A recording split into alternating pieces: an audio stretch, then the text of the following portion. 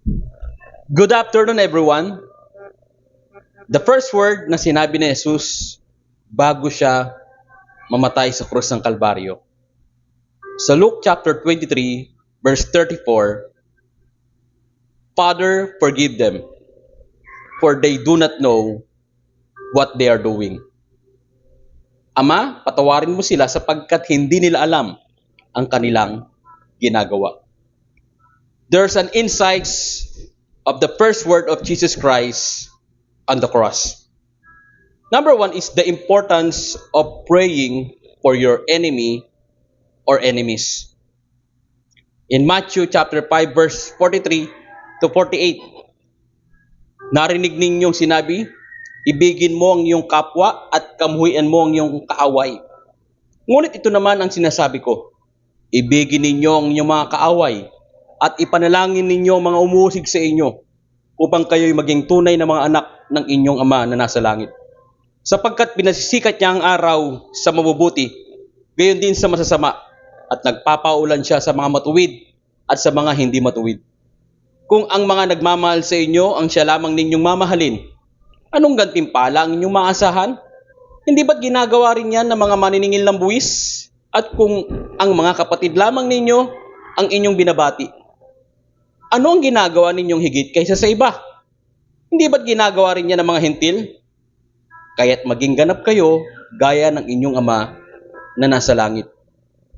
Kung nais nating maging banal sa harapan ng Lord, maging maayos ang ating pong buhay, we must love our enemies by praying for them. Ang panalangin natin ay hindi ganito, Lord, pinagpipray ko po siya, Lord. Kunin mo na siya, Panginoon. Kundi ang dasal natin ay ganito, Lord, mabuhay siya ng matagal at magkaroon siya ng banal na pagkatakot sa iyo. In Jesus' name. Amen. Imbis na gumanti ng isa pang pagkakamali, gantihan natin ng mabuting bagay ang iyong kaaway. In Romans 12:17 to 21, huwag ninyong gantihan ng masama ang masama. Sikapin ninyong mamuhay ng marangal sa harap ng lahat ng mga tao. Hanggat maaari, gawin ninyo ang inyong makakaya upang mamuhay kayo ng mapayapa kasama ng sinuman. Mga minamahal, huwag kayong maghiganti. Ipaubayan ninyo iyon sa galit ng Diyos sapagkat nasusulat, akin ang paghihiganti, ako ang gaganti, sabi ng Panginoon. Sa halip, kung nagugutom ang iyong kaaway, pakainin mo. Kung nauuhaw, painumin mo. Sa gayon, ay magbubunton ka ng mga baga sa kanyang ulo. Huwag kayong magpadaig sa masama, kundi daigin ninyo ng mabuti ang masama. Ito po yung challenge po sa atin. May nakaaway ka ba ngayon? Or may umaaway sa iyo at inuusig ka ng todo? Go to your room and pray sincerely sa ating pong mga nakaaway at nakagalit. Maybe that is the greatest and sweetest revenge to our enemies. Sabi nga, pag binato ka ng bato, batuhin mo ng tinapay o pandesal. Ito bago, pag binato ka ng bato, batuhin mo ng taimtim na pagdarasal. Pangalawa is the importance of forgiveness. The first word of Jesus in His earthly ministry is about repentance, for the kingdom of God is at hand, sabi niya po sa Biblia. Asking forgiveness is very important on how we receive God's forgiveness and salvation.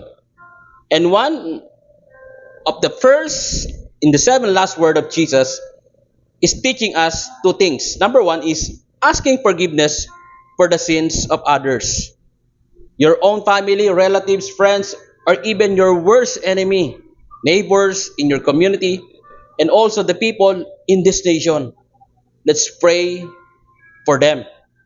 Sabi nga sa kanta, Lord, forgive our sins and heal our broken land. This is our challenge. We must pray for the sins of others. Huwag mo lang ihingi ng sorry yung kasalanan mo, kundi ihingi mo rin ng tawad ang kasalanan ng iba. Pangalawang bagay, giving forgiveness for those who offended you. Meaning, be generous enough in forgiving others. In the story of Peter, he asked Jesus on how many times he will forgive others. Sabi ni Pedro, 7 times lang ba, Lord? And sabi naman ni Jesus, no. Forgive others 70 times 7. Meaning, 490 times. Hindi lamang po limited po sa 490. Ibig sabihin lamang po, forgive and forget unlimitedly.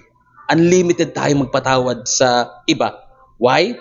Kasi pinatawad din tayo ng unlimited ng ating pong Panginoon.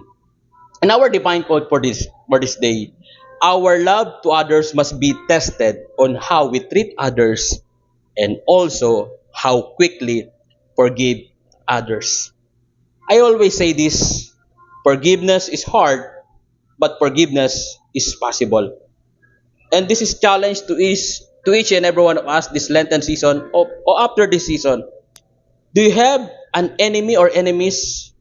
Pray for them and bless them. Pangalawa, are you greatly offended with someone, with your loved ones, friends, neighbors, office mates, church mates, or every friends? It's about time to forgive them. Ask God that God give you the spirit of forgiveness, and one day, your relationship will be restored in Jesus' name. Pangatlo, na-open mo ba si Lord sa mga nakasanayan mong kasalanan araw-araw, simula ng bata hanggang ngayon? Magsisi ka sa iyong mga kasalanan at tanggapin mo siya bilang Panginoong tagapagligtas. Naniniwala ako, patatawarin ka ng Diyos. The Bible says, for God so loved the world that He gave His only begotten Son, that whoever believes in Him should not perish, but have an everlasting life. Dalawang bagay lang gagawin mo, kapatid. Una, repent from all your sins. Pangalawa, believe in the Lord Jesus Christ and you will be saved. At kung nais mong magsisi at tanggapin si Jesus, sumabay ka sa isang maiksing panalangin. Sabihin mo, kapatid, Amang Banal, salamat po sa pagbibigay sa akin ng iyong bugtong na anak na si Jesus.